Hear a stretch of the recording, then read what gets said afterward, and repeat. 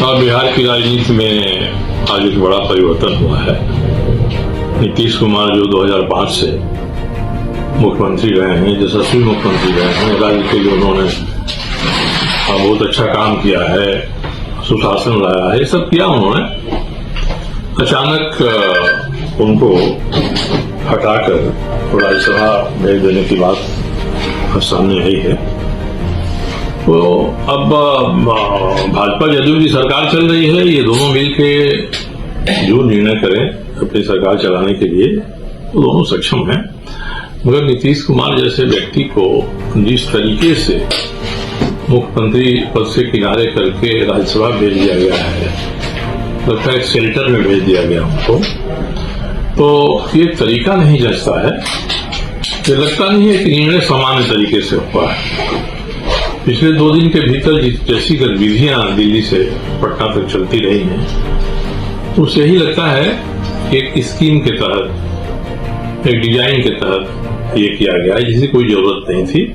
जब नीतीश कुमार खुद ही तैयार हैं कि जो भी तय होता है हम मानेंगे, तो इसकी कोई आवश्यकता नहीं थी। एक प्रतिष्ठित तरीके से जैसी उनकी छवि रही है, उस तरह से नीतीश कुमार जी को राज्यसभा भेजा गया होता, किसी को एतराज नहीं होता।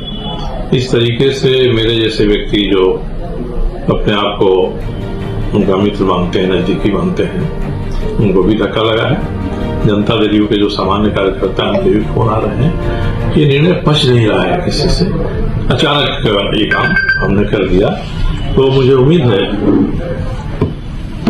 कि अब जो हो गया है उसको लोग स्वीकार करेंगे। स्वीकार करना एक कड़वा घूंट पीने जैसा है। राज्य में सरकारें आती जाती हैं, बनती हैं, बिगड़ती हैं, और जैसे कोई बड़ा पेड़ गिरता है ना, तो धरती पर धमक होती है। तो नीतीश कुमार जैसे विराट व्यक्तित्व बिहार के संदर्भ में अगर वह अपनी भूमिका बदलता है, तो कई तरह के कयास लगाए जाते हैं, चर्चाएं होती हैं, और उसी तरह की चर्चा आज हो रही है। ये निर्णय हमारे जैसे व्यक्ति को पच नहीं रहा है कि निर्णय इस तरीके से हुआ। शानदार तरीके से होना चाहिए था। नीतीश कुमार के व्यक्तित्व की प्रतिष्ठा के अनुरूप ये निर्णय होना चाहिए था, वैसा नहीं हुआ। ये दुर्भाग्य की बात है। उनका ट्वीट भी आया सर, उसको कैसे देखते हैं? ट्वीट में नीतीश जी ने बड़प्पन दिखाया है कि भाई मैंने खुद ही स्वीकार किया है, मैं खुद ही राज्यसभा जाना चाहता हूं। आखिर इस ट्वीट की जरूरत क्या पड़ गई नीतीश कुमार को? कहीं न कहीं इस निर्णय से लोग संतुष्ट नहीं हैं, इसलिए नीतीश कुमार को ढाल की तरह आगे रखकर एक ट्वीट कराया गया है कि आप खुद ही इसकी जिम्मेदारी दीजिए।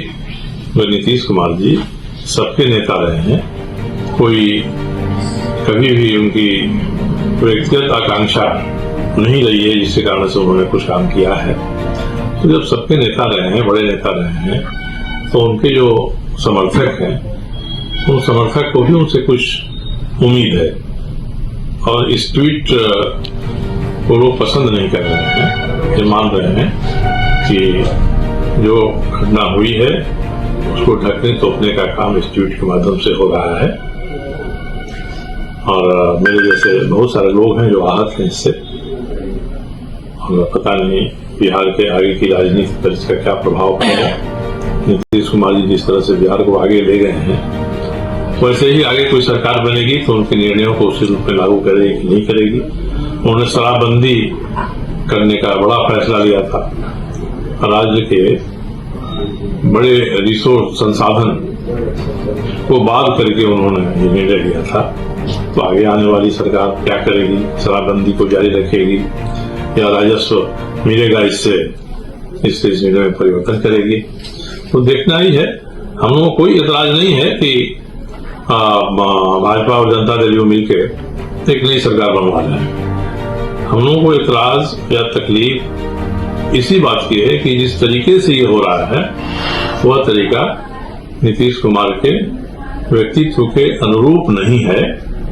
और उन्होंने बिहार के लिए इतना किया, उसको एक झटके में खत्म कर देने की बात नहीं होनी चाहिए थी। सामान्य रूप से होना चाहिए था। जैसे परिवर्तन होता है, जब नीतीश कुमार खुद ही तैयार है तो सामान्य तरीके से, गौरवशाली तरीके से परिवर्तन हो सकता था। अचानक धक्का मार के जैसे किया जाता है, उस तरह की स्थिति नहीं आने देना चाहिए।